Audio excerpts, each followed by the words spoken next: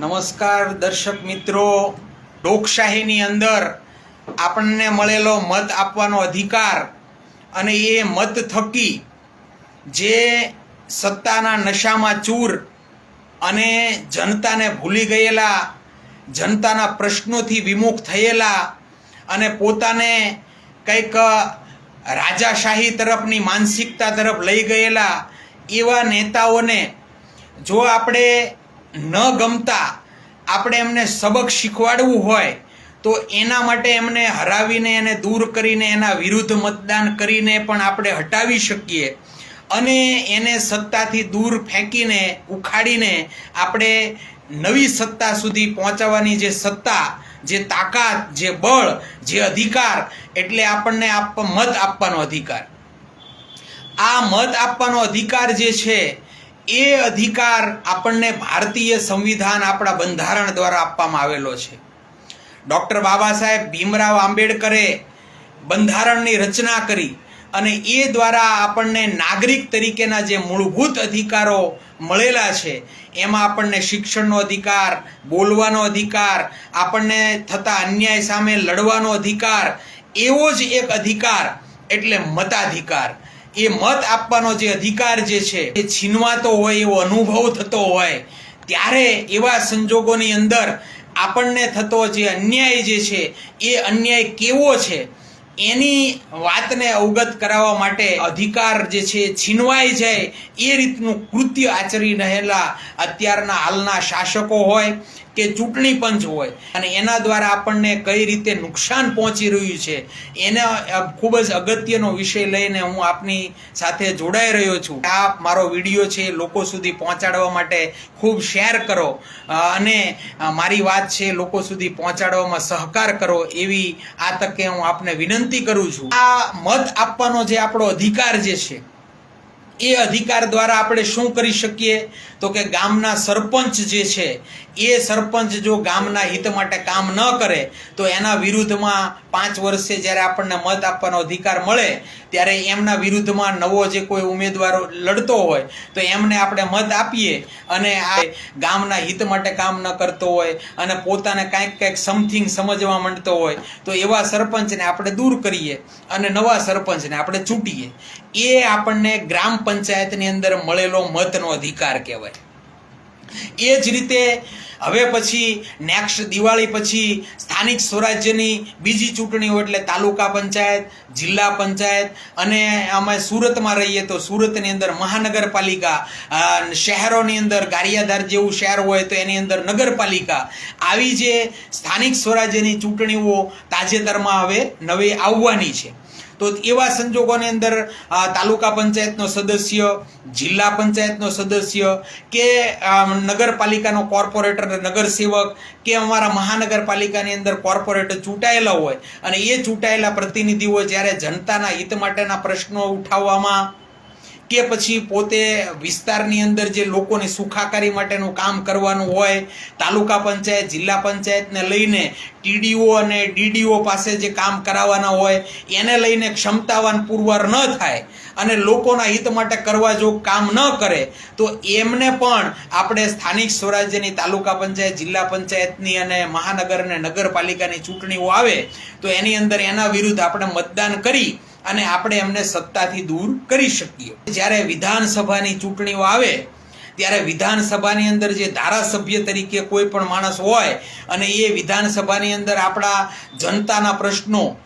લોકોના પ્રશ્ન, ખેડૂતોના પ્રશ્ન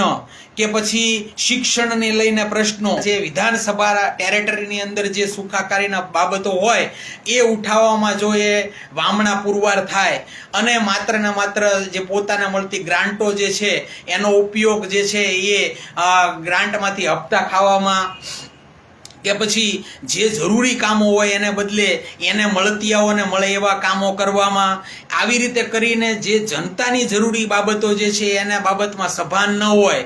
જનતા માટે બોલતા ન હોય તો આવી બધી બાબતોને લઈને જો આપણને આપણા વિસ્તારની અંદર નારાજગી પુરવાર થાય તો આપણે એ ધારાસભ્યને બદલવા માટે પણ આપણને મળેલો મત અધિકાર જે છે એનો આપણે પ્રયોગ કરી શકતા હોઈએ છીએ. અને એવી જ રીતે લોકશાહીની અંદર દેશના સર્વોચ્ચ સ્થાન તરીકે જેને કહી શકીએ કે આપણે વડાપ્રધાન, અને એ વડાપ્રધાન અને એની સાથેના જે સાંસદો જે છે, સંસદની અંદર બેઠેલા જે છે, એ સંસદ ભવનમાં મોકલવા માટેનું જે સાંસદની ચૂંટણી દર 5 વર્ષે આવતી હોય ત્યારે સંસદની અંદર આપણને મત આપવાનો અધિકાર મળતો હોય તો એને લઈને પણ જો આપણને આપણા વિસ્તારનો સાંસદ જે છે એ ગમતો ન હોય કે દેશની સત્તા ઉપર બેઠેલા લોકો જે છે એ આપણને ન ગમતા હોય અને આપણે સત્તાથી દૂર કરવા હોય ત્યારે લોકસભાની ચૂંટણી અંદર પણ આપણે આપણો મતનો ઉપયોગ કરી અને જે સત્તામાં બેઠેલા લોકોને પણ આપણે ઉખાડી ફેંકવાની સત્તા, આવી બહુમૂલ્યક સત્તા જે છે એને આપણે મત આપવાનો અધિકાર કહીએ છીએ. આપણો દેશ જે છે, લોકતંત્ર જે છે, લોકશાહી જે છે, એ લોકશાહી જેના દ્વારા ચાલે છે એ ભારતીય સંવિધાન જે ડૉક્ટર બાબા સાહેબ આંબેડકરે આખું સમગ્ર જે સંવિધાન જે બનાવ્યું અને આપણા દેશનું એ સંવિધાન દ્વારા ચાલતું જ્યારે રચના શરૂ થઈ ત્યારે આપણને મળેલા જે મૂળભૂત અધિકારો જે છે એમાંનો એક નાગરિકને મૂળભૂત અધિકાર જે છે એ મત આપવાનો અધિકાર. આ મત આપવાનો અધિકાર જે છે એ ઇક્વાલિટી એટલે સમાન અધિકાર છે. ટાટા, બિરલા, રિલાયન્સ, અંબાણી, અદાણી એવા જે અબજોપતિ, કરોડપતિ કે નરેન્દ્ર મોદી જેવા વડાપ્રધાન એને જે એક મત આપવાનો અધિકાર છે એવો જ મત આપવાનો અધિકાર જે છે નાગરિક એટલે કે ગામડામાં ઝૂંપડામાં રહેતો હોય, નાનામાં નાનો માણસ હોય અને એનું મતદાર યાદીમાં નામ હોય તો એને મત આપવાનો અધિકાર. એ તમામને સમાન મત આપવાનો અધિકાર જે છે એ રીતે મત આપવાનો અધિકાર એટલે નાગરિકને તમામને સરખો મત આપવાનો અધિકાર છે. આપણા દેશના પ્રથમ નાગરિક એવા જે રાષ્ટ્રપતિ જે છે એ રાષ્ટ્રપતિનો મત હોય કે ગામડાના નાનામાં નાના ખૂણે ખાંચરે તો ગરીબમાં ગરીબ જે માણસ છે એનો મત, આ બંનેનો સમાન મત છે. એટલે મતનું બહુમૂલ્ય છે, બહુ મૂલ્યવાન મત છે. અને એ મત જે છે જ્યારે જ્યારે ચૂંટણીઓ આવતી હોય ત્યારે આપણે એ મતનો પ્રયોગ જે છે એ આપણા બાળકોના ભવિષ્ય માટે, આપણા બાળકોના સારા શિક્ષણ માટે, આપણા વિસ્તારના લોકોની સુખાકારી માટે, એના માટે કરવાને બદલે આપણે નાની નાની પ્રલોભનોમાં કંઈક ને કંઈક નાના મોટા પૈસાની અંદર કે કોઈક નાની મોટી લોભાવણીની અંદર ખોટા બણકાઓ ફૂંકનારા લોકોના વચનોની અંદર આપણે ભોળવાય અને આપણને બહુમૂલ્યક જે મત આપવાનો અધિકાર જે છે, આપણી આવનારી પેઢીનો ભવિષ્ય બનાવવા માટેનો જે આપણને મળેલો અધિકાર છે એ મત આપવાનો અધિકાર આપણે ખોટી રીતે દુર્વ્યય કરી નાખતા હોઈએ છીએ અને આપણે એવી રીતે આપણા મતનો પ્રયોગ કરી નાખતા હોઈએ જેના કારણે આપણને ન ઉપયોગી હોય એવા જનપ્રતિનિધિઓને પણ આપણે ચૂંટી નાખતા હોઈએ છીએ.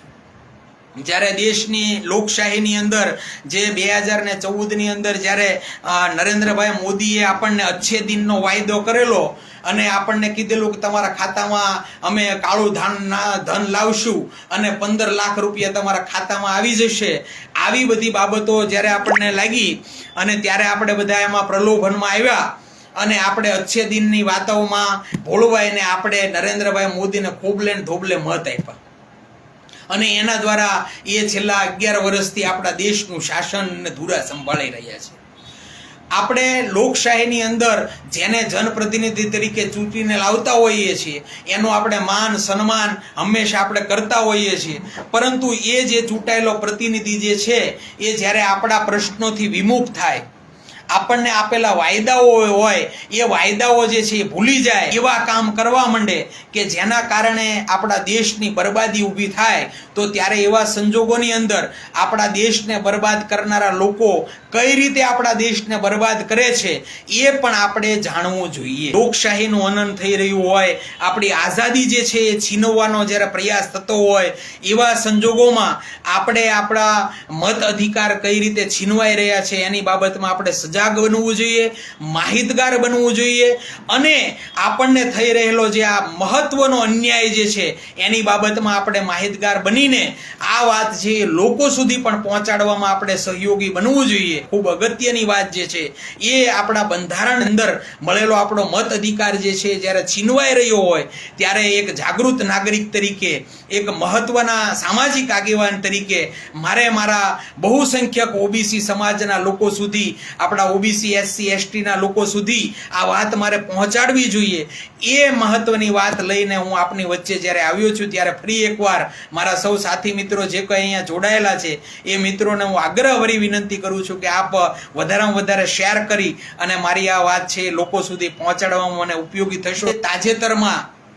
આપણા લોકશાહીની અંદર, લોકસભાની અંદર વિરોધ પક્ષના નેતા તરીકે કોંગ્રેસ પક્ષના જે રાહુલ ગાંધી જે છે એ રાહુલ ગાંધીએ 2 દિવસ પહેલા એક પ્રેસ કોન્ફરન્સ કરી હતી અને એ પ્રેસ કોન્ફરન્સની અંદર એમણે ઇલેક્શન કમિશનની બાબતમાં જે મહત્વની અને ખૂબ જ કામગીરી દ્વારા લોકશાહીનું હનન થઈ રહ્યું હોય એવી બાબતો જે છે એ પ્રેસ કોન્ફરન્સની અંદર પ્રસ્તુત કરી અને એ બાબતોનો મેં અભ્યાસ કર્યો અને ત્યારે મને જાણવા મળ્યું કે આ જે બાબતો જે છે એ તો મારા ખાસ કરીને સૌથી વધારે મારા ઓબીસી સમાજને અસર કરે એવી બાબતો છે અને એ બાબતો દ્વારા મારા બહુસંખ્યક સમાજ, ઓબીસી સમાજ અને એ ઓબીસી સમાજમાં પણ સૌથી વધારે વસ્તી ધરાવતો જે કોળી સમાજ છે એ કોળી સમાજના હકો જે છે, એના અધિકારો જે છે એ, કારણ કે જેટલો જેનો મોટો સમાજ હોય એ જ રીતે એને સામાજિક રીતે એનો અન્યાય થાય. કઈ રીતે અન્યાય થાય તો કે ભાઈ હમણાં જ ઓબીસી સમાજની જે વસ્તી ધરાવતા લોકો જે એના વિદ્યાર્થીઓ જે છે એને એના જે છાત્રાલયોમાં રહેવા માટેની ગ્રાન્ટની બાબતમાં ગુજરાતની અંદર વસતા ઓબીસી સમાજના બાળકોને જે હોસ્ટેલની અંદર ગ્રાન્ટ ફાળવવામાં આવે એ ગ્રાન્ટનો આંકડો જે છે એ ગુજરાતની અંદર 0 છે. અન્ય રાજ્યોની અંદર આ જે ભારતીય જનતા પાર્ટીનું પણ શાસન હોય તો એને લાખોના પ્રમાણમાં લાખો રૂપિયા ગ્રાન્ટ ફાળવવામાં આવેલી છે, જ્યારે ગુજરાતની અંદર ઓબીસી સમાજના બાળકોને ભણવા માટેની હોસ્ટેલની સુવિધા છે એની અંદર ગ્રાન્ટ ફાળવવામાં 0. તો આ જે 0 હોય તો એ ઓબીસી સમાજના બાળકો જે હોસ્ટેલની અંદર ભણતા હોય તો એની અંદર સૌથી વધારે વસ્તી ધરાવતો ઓબીસી સમાજનો માણસ કોણ તો કે કોળી સમાજ. તો એના બાળકો જે છે એ હોસ્ટેલની અંદર ભણતા હોય એની સંખ્યા વધારે હોય તો જો આ ઓબીસી સમાજને ગ્રાન્ટ ફાળવવામાં ન આવે તો એની અસર જે છે એ સૌથી મોટી વસ્તી ધરાવતો કોળી સમાજ ઓબીસીમાં હોય તો એના બાળકોને સૌથી વધારે અસર વધારે પડે. આ જ રીતે જ્યારે ગુજરાતની અંદર ઓબીસી સમાજ સૌથી મોટી વસ્તી ધરાવતો હોય અને એ ઓબીસી સમાજમાં પણ સૌથી મોટી વસ્તી ધરાવતો કોળી સમાજ હોય તો ત્યારે એના હક અને અધિકાર જે છે એને છીનવવાનું કામ કરતા જે આ શાસકો જે છે એ જો કૌભાંડ કરીને અને મત ચોરીને જો શાસક બનતા હોય તો એ લોકો આપણા ઓબીસી સમાજના હક અધિકારને હિત માટે કામ ન કરે એ સ્વાભાવિક છે. અને ત્યારે જ્યારે ઓબીસી સમાજને અન્યાય થાય તો એ અન્યાયનો ભોગ જ્યારે બહુસંખ્યક સમાજ તરીકે કોળી સમાજ હોય તો એને વધારે અસર પડે એ સ્વાભાવિક છે. ત્યારે આવા સંજોગોની અંદર મારે મારા સમાજ માટે અવાજ કરવો જોઈએ, મારે બોલવું જોઈએ. મારો સમાજ જે છે અભણ અને ભોળો સમાજ છે તો એને આ વાત ન ખબર હોય તો મારે એના વાત સુધી આ વાત પહોંચાડવી જોઈએ. અને જ્યારે આ પ્રિન્ટ મીડિયા અને સોશિયલ મીડિયા અને સમાચાર મીડિયા અને ટીવી મીડિયા એની અંદર આ વાત જે છે જ્યારે મારા સમાજને સમજાય એવી ન હોય તો મારે મારો સમાજ સમજે એ રીતે મારે એ સુધી પહોંચાડવો જોઈએ. અને એને લઈને હું તમારી વચ્ચે આ વાત લઈને આવ્યો છું. ત્યારે આ રાહુલ ગાંધીએ જે પ્રેસ કોન્ફરન્સ કરી એ પ્રેસ કોન્ફરન્સની અંદર એમણે કર્ણાટકની એક લોકસભા લીધી અને એ કર્ણાટકની લોકસભામાં એની ચૂંટણી જ્યારે થઈ લોકસભાની 2024માં ત્યારે એ ચૂંટણીની અંદર 6 વિધાનસભાઓ જે છે એની અંદર કોંગ્રેસ પક્ષ જે છે લીડ લઈને આગળ હતો અને 70,000 મતની લીડ હતી.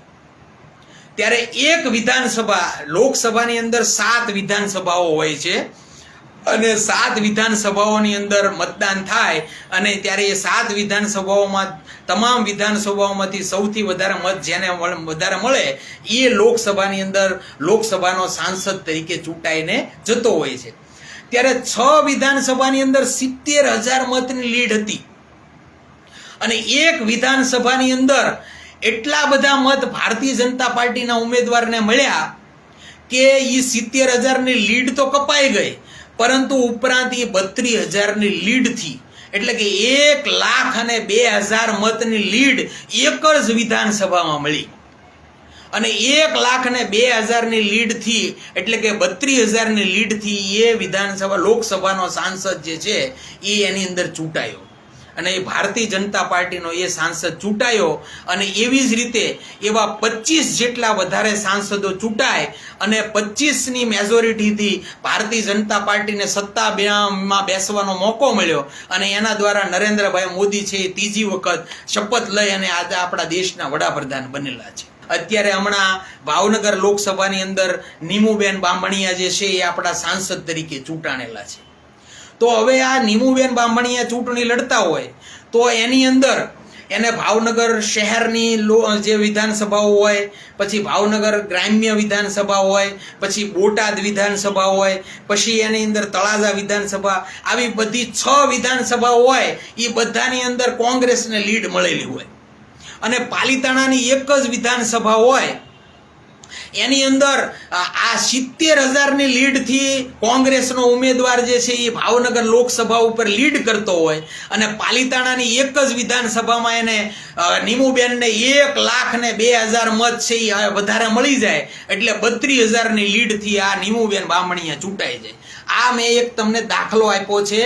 આવું બન્યું છે કર્ણાટકની અંદર એક લોકસભા મહાદેવપુરા લોકસભા જે છે એની અંદર એક ચૂંટાયેલો જે પ્રતિનિધિ છે એને 6 વિધાનસભાની અંદર 70,000ની લીડ કોંગ્રેસને હતી અને એક વિધાનસભાની અંદર 1,02,000ની લીડ ભારતીય જનતા પાર્ટીના ઉમેદવારને મળી એટલે 70,000 મત જે છે એ આગળ હતા એ કટ થઈ અને 32,000ની લીડથી લોકસભાની અંદર ભારતીય જનતા પાર્ટીનો ઉમેદવાર ચૂંટાણો. આ જે વાત જે છે એ સમજવાની એટલા માટે જરૂરી છે કે 6 વિધાનસભાના જે મતદારો હતા એની ઉપર એક વિધાનસભા એટલી બધી હાવી થઈ કે 6 વિધાનસભાના તમામ મતદારો જે છે એ ભારતીય જનતા પાર્ટીને નેગ્લેક્ટ કરતા હતા, એને જીતાડવા નહોતા માંગતા. એ બધાને ઝીરો કરી અને એક વિધાનસભાના મતદારો જે છે એને આ 6 વિધાનસભાને ઝીરો કરી નાખી. એને 70,000ની લીડ હતી એને ઝીરો કરી નાખી અને આ 1,00,000 મતદારો જે છે એને એવું કર્યું કે આ ભારતીય જનતા પાર્ટીને એટલી બધી જંગી બહુમતી આપી દીધી કે આ 6 વિધાનસભાના મતદારો બધા છે એ બધાને ઝીરો કરી અને આ ઉમેદવારને એ લોકોએ ચૂંટી નાખ્યો. હવે આ મૂળ વાત જે છે ને એ સમજવાની છે કે આ એક વિધાનસભામાં એવું તો હું છું કે 6 વિધાનસભાના જેટલા મતદારો હતા એની ઉપર આ લોકો પાણી ફેરવી નાખ્યું. 70,000ની લીડ હતી એને ઝીરો કરી નાખી. એ જે ખેલ થયો ને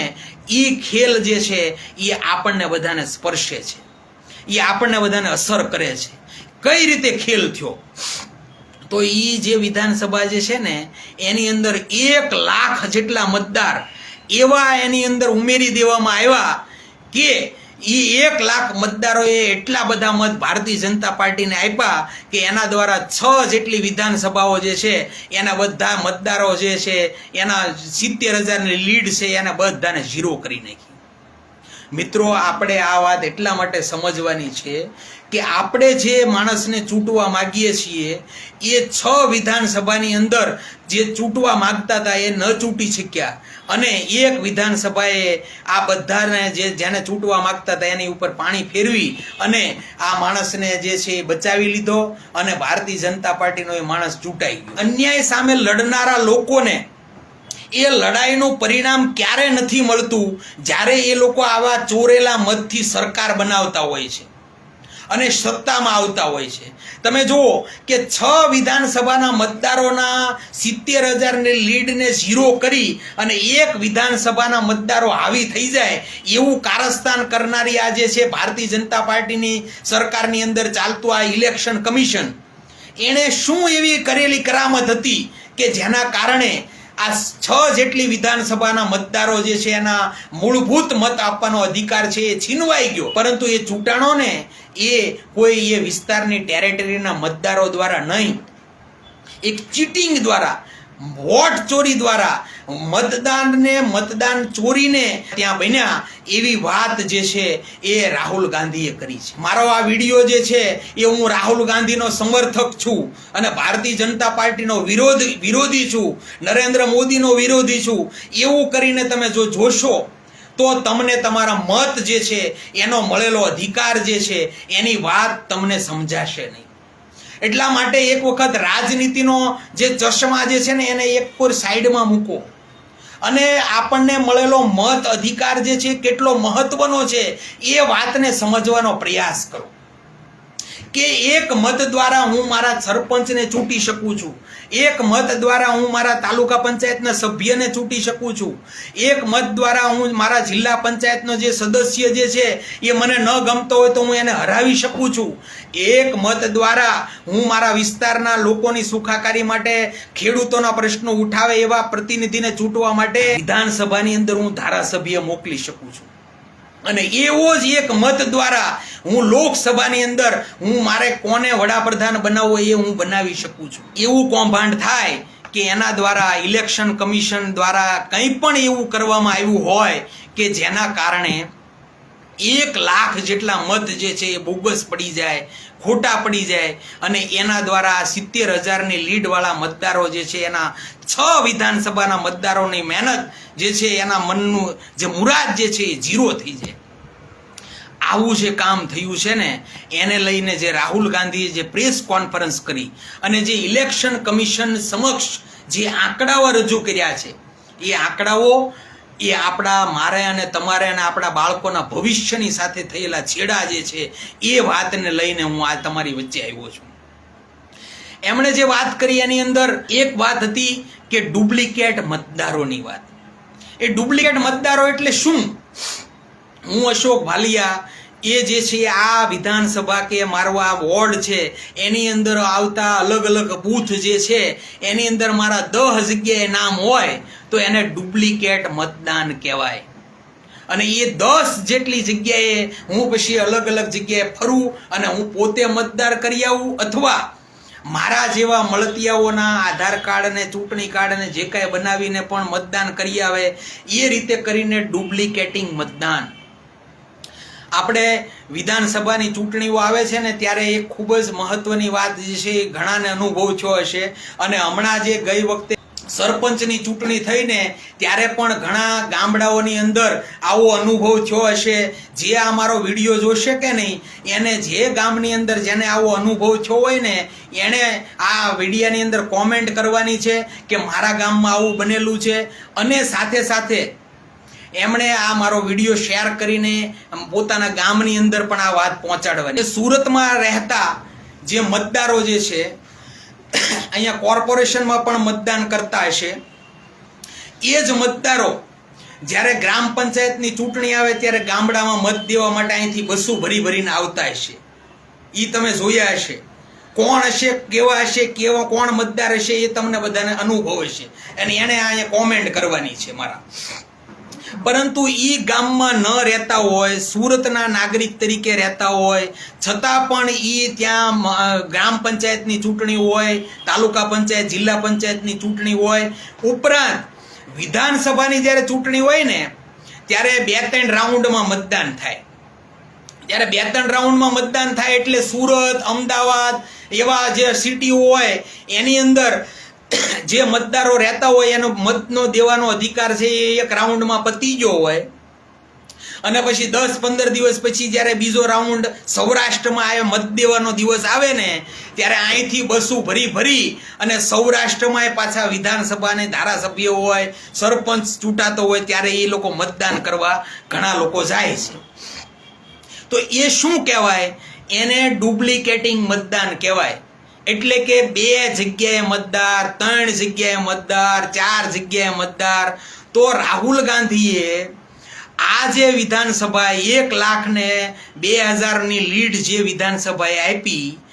એની અંદર એમણે ડુપ્લિકેટિંગ મતદારો ગોત્યા. તો એ જે ડુપ્લિકેટિંગ મતદારો હતા એ 11,000 કરતાં વધારે 11,900 જેટલા મતદારો જે છે ડુપ્લિકેટિંગ મતદાર એક જ વિધાનસભામાં હતા. અને એ ડુપ્લિકેટિંગ મતદારો જે છે એમણે એવી રીતે મતદાન કર્યું કે જેના કારણે 6 જેટલી વિધાનસભાઓમાં 70,000ની લીડ ધરાવતા કોંગ્રેસ પક્ષના સાંસદની ઉમેદવાર જે હતા એને એક વિધાનસભાના મતદારોએ હરાવી દીધા. આ 11,900 જેટલા મતદારો ડુપ્લિકેટ મતદારો જે છે એ આપણા ગુજરાતની અંદર પણ આવી જ રીતે મતદાન પ્રભાવિત કરવાનું કામ કરે છે. અને તમે બધાએ જે લોકો મારો આ વિડીયો જોવો છો એણે બધાએ એનો અનુભવ કર્યો છે.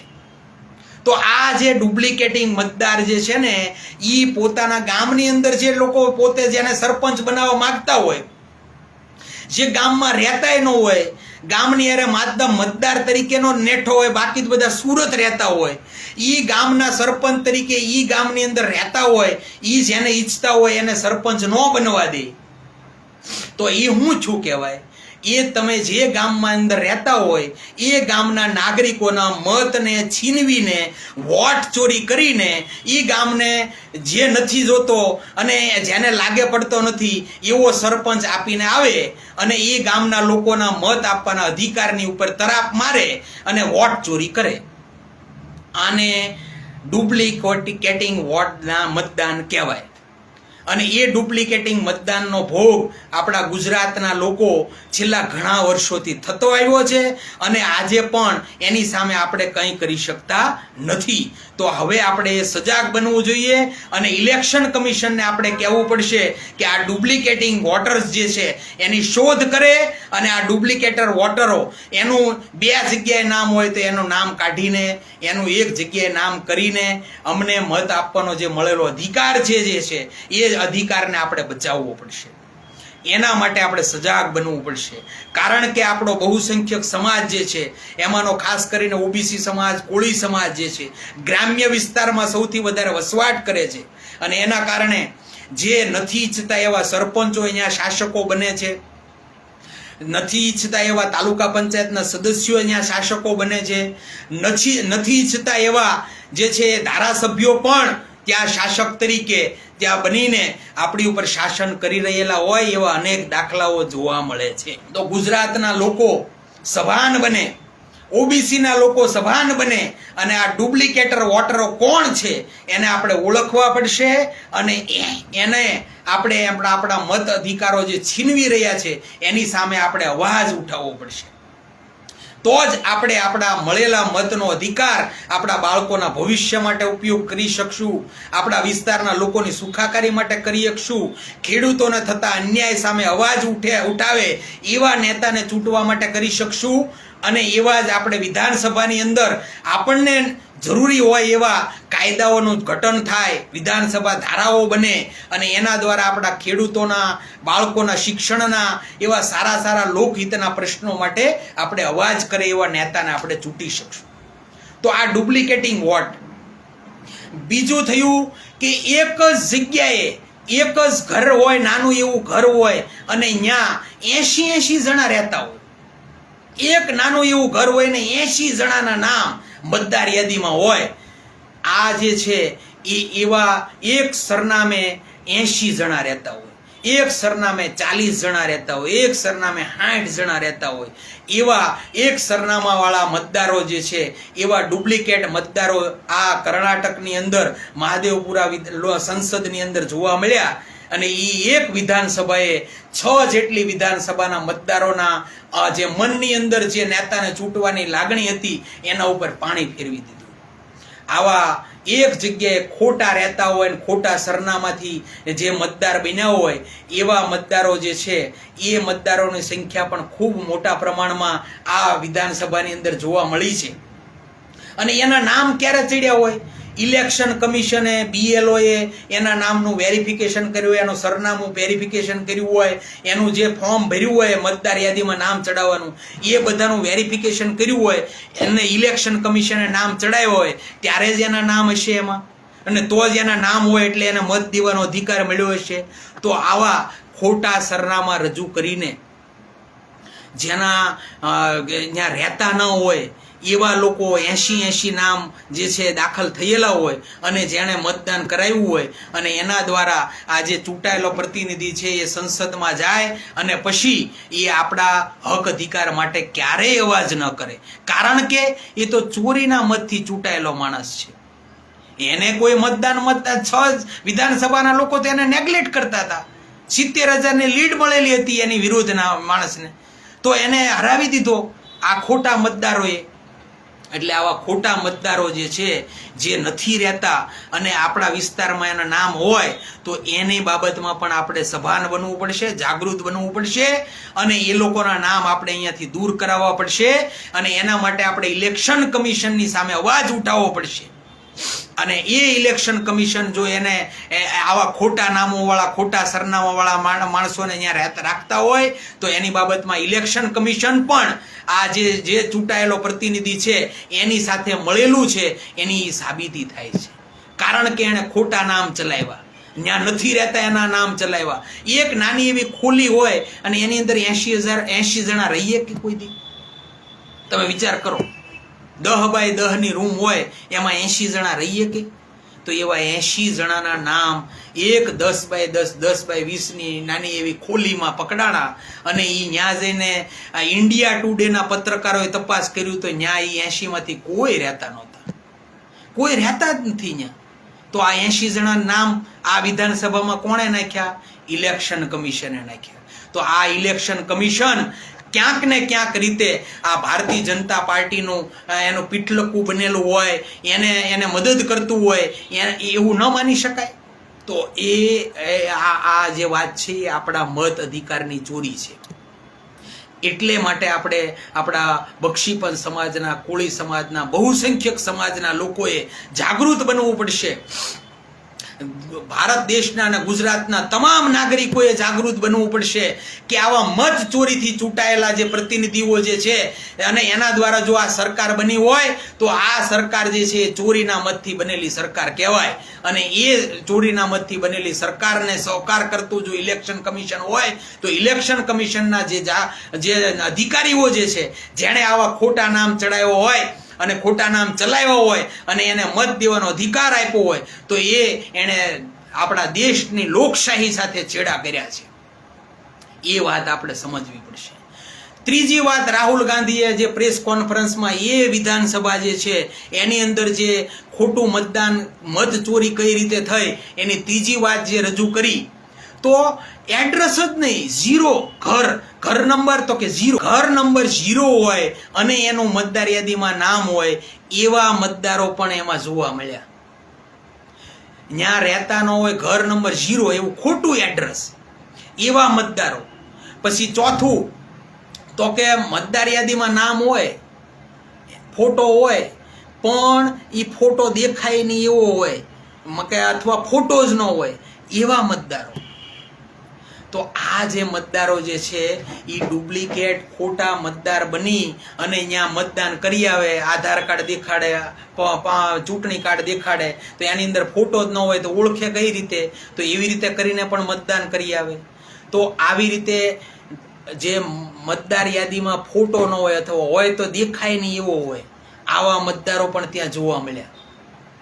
અને પાંચમું, એટલે જે નવા મતદાર યાદીની અંદર નવા મતદારના નામ ચડાવવાના હોય કે નહીં, તો એને લઈને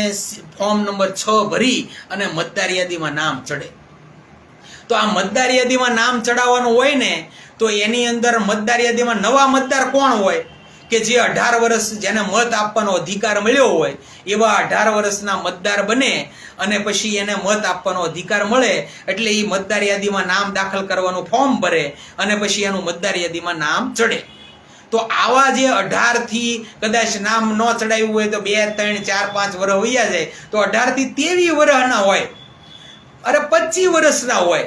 પણ 60 વર્ષના, 70 વર્ષના, 80 વર્ષના, અરે 85 વર્ષના એ પહેલી વખત મતદાર હોય ક્યાંય? પ્રથમ વખત મતદાર બને એ કોઈ દિવસ? 33,000 થી પણ વધારે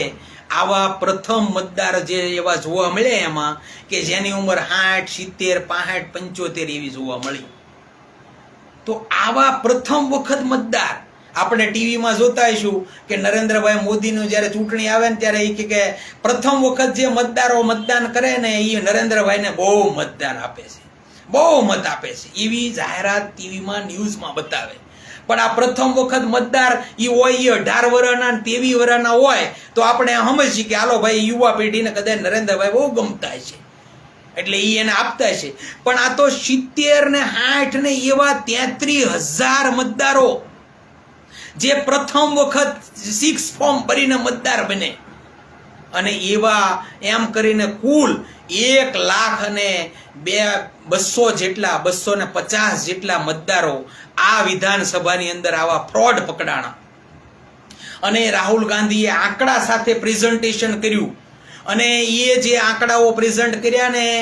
એ શોધવા માટે આખી વિધાનસભાના એને ડિજિટલ ડેટા આ ઇલેક્શન કમિશને માંગ્યા તો એ ન આપ્યા.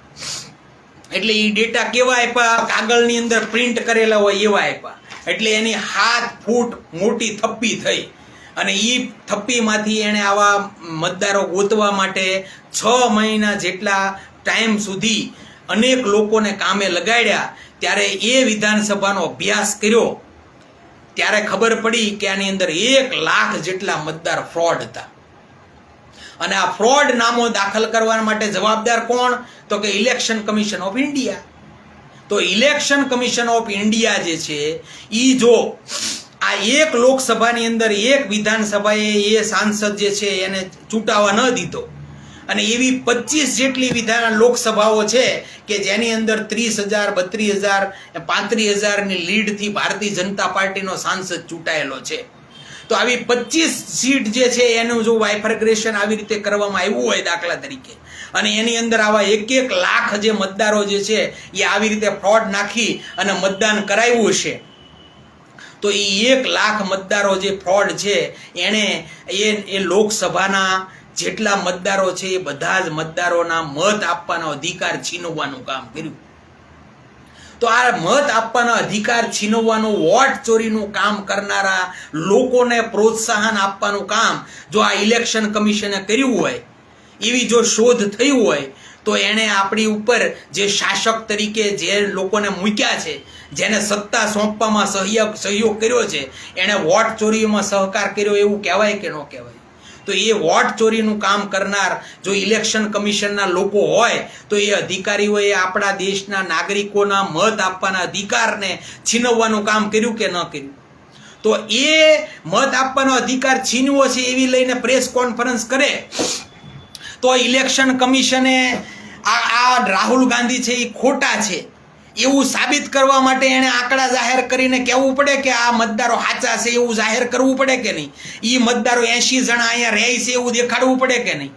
તો એવું દેખાડવાને બદલે એ શું કહે છે ખબર? કે રાહુલ ગાંધી છે એ સોગંદનામું કરે. તો એવી વાત કરવી પડે કે પછી ઇલેક્શન કમિશને પોતાની છાતી ચીરીને દેખાડવું પડે કે ભાઈ અમે સાચા છીએ?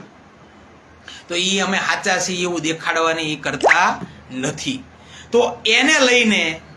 આપણે બધાએ સજાગ બનવું પડશે. રાહુલ ગાંધીએ જે વાત રજૂ કરી છે એ વાત આપણે પણ આપણા વિસ્તારમાં ક્યાંય છે કે નહીં એવું તપાસ કરવી પડશે. અને રાહુલ ગાંધી જે રીતે ડિજિટલ ડેટા માંગણી કરે છે અને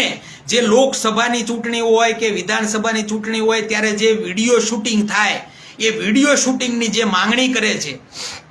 એ વિડીયો શૂટિંગની માંગણી જો આપણા હક અધિકાર છીનવાતા હોય એને સાબિત કરવા માટે થતું હોય તો એની માંગણીને બળ આપવાનું કામ આપણે નહીં કરવું પડે? હવે ભાઈ વડાપ્રધાન તો નરેન્દ્રભાઈ બની ગયેલા છે, એને તો આપણે કંઈ દૂર કરવાનું આપણી પાસે અત્યારે સત્તા નથી. પરંતુ આપણા મત અધિકાર જે છે છીનવાનો છે, એની છીનવાનો છે કે નહીં એની તપાસ જે કરવા માટે જરૂરી જે ડોક્યુમેન્ટલી કામ થવું જોઈએ એ માંગણી થતી હોય અને ઇલેક્શન કમિશન હાથ ઊંચા કરવાની વાત કરતું હોય તો એની સામે આપણે નાગરિક તરીકે આપણે આ અભિયાનની અંદર ભાગીદાર બનવું જોઈએ. અને જે લોકો આપણા માટે આપણા મત અધિકારનું રક્ષણ કરવા માટે લડાઈ લડતા હોય તો એમને આપણે સહકાર આપવો પડે. દેશના તમામ નાગરિકોએ, ગુજરાતના તમામ નાગરિકોએ આપણા મત અધિકાર છીનવાનો હોય, આપણને ન જોતી હોય એવી સરકાર જો આપણી ઉપર બેસાડવામાં મદદરૂપ ઇલેક્શન કમિશન થયું હોય અને એ ઇલેક્શન કમિશન જો આપણને ડિજિટલ ડેટા અને વિડીયોગ્રાફી જે થઈ હોય એ ન દેતા હોય અને એના માટે જો રાહુલ ગાંધી હોય કે દેશના તમામ જે વિરોધ પક્ષના નેતાઓ જે છે એ લડાઈ લડતા હોય તો આપણે એમને સહકાર આપવા માટે આપણે કંઈ દિલ્હી જવાની જરૂર નથી, પરંતુ આપણા વિસ્તારમાં સજાગપણે અમને નાગરિક તરીકેનો અમારો મૂળભૂત જે મત આપવાનો અધિકાર જે છે એ છીનવવાનું કામ જો આ સરકાર કરતી હોય ને એ સરકારની જે નોન પોલિટિકલ સંસ્થા એટલે આ ઇલેક્શન કમિશન ઓફ ઇન્ડિયા જો કરતી હોય ને એને પ્રોત્સાહન આપતી હોય અને આ જે ભારતીય જનતા પાર્ટીના શાસકો જે છે એને ખોટી રીતે ચૂંટવામાં જો મદદ કરતું હોય એવું જો સાબિત કરવા માટે અમારે પુરાવાની જરૂર હોય અને એ પુરાવા જો આપવામાં આ ઇલેક્શન કમિશન બેદરકારી દાખવતું હોય અને હાથ ઊંચા કરવાની વાત કરતી હોય તો આપણે આ જન આંદોલનની અંદર રાહુલ ગાંધી અને વિરોધ પક્ષના તમામ જે નેતાઓ છે એના હાથને મજબૂત કરવા માટે આપણા વિસ્તારમાં પણ આપણે સજાગતા કરવી જોઈએ કે નહીં? આપણે જાગૃત બનવું જોઈએ કે નહીં? અન્યાય કેમ થાય છે? કારણ કે આપણને મળેલા મતનો અધિકાર આપણે સારી રીતે વાપરતા નથી અથવા આપણને મળેલો મતનો અધિકાર કોક છીનવી રહ્યું છે, કોક ચોરી જાય છે. જો એ ચોરને આપણે નહીં ગોતી તો આપણા બાળકોના શિક્ષણ માટે કોઈ અવાજ કરશે નહીં. આપણને ખેડૂતોને જે ભાવ મળવા જોઈએ એ ભાવ મળવાને લઈને અવાજ કોઈ કરશે નહીં. કારણ કે ચોરીથી ચૂંટાયેલો પ્રતિનિધિ કોઈ દિવસ આપણા માટે બોલવાનો નથી. કારણ કે એને ખબર છે કે મને જનતાએ ચૂંટેલો નથી. તો જનતાએ જ્યારે ચૂંટેલો માણસ જ્યારે વિધાનસભામાં કે લોકસભામાં કે તાલુકા પંચાયત કે જિલ્લા પંચાયત કે સરપંચ તરીકે જ્યારે લોકોએ ચૂંટેલો માણસ આવશે તો જ એ લોકો માટે કામ કરશે. કારણ કે તો જ એ જવાબદેહ હશે, તો જ એ લોકોના જવાબ દેવા માટે જ મજબૂર બનશે. તો આ વાત જે છે જ્યારે રાહુલ ગાંધી અને દેશના તમામ જે વિરોધ પક્ષના નેતાઓ જે છે એ જ્યારે આ ઇલેક્શન કમિશનની સામે લડાઈ લડવા માટે પ્રતિબદ્ધ બન્યા હોય ત્યારે આપણે આપણા માટે લડતા લોકોને આપણે મજબૂત બનાવવા પડશે. આપણે એના માટે અવાજ કરવો પડશે, એમની લડાઈમાં આપણે સહકાર કરવો પડશે અને આપણને મળેલો બંધારણમાં મત આપવાનો જે અધિકાર છે એ અધિકારને બચાવવા માટે આપણે સૌએ મેદાનમાં આવવું પડશે. આવો આપણે સૌ સાથે મળીને આપણને મળેલો મતનો અધિકાર જે છે એ ચોરી કરનાર ઇલેક્શન કમિશન હોય કે આ અત્યારના હાલના શાસકો હોય એની સામે આપણે અવાજ ઉઠાવવાનો છે અને આ વિડીયો દ્વારા લોકો સુધી પહોંચાડીને આપ સૌ સાથ સહકાર આપજો એવી વિનંતી સાથે જય ભારત, જય સંવિધાન, જય ઓબીસી, જય કોળી સમાજ. ધન્યવાદ.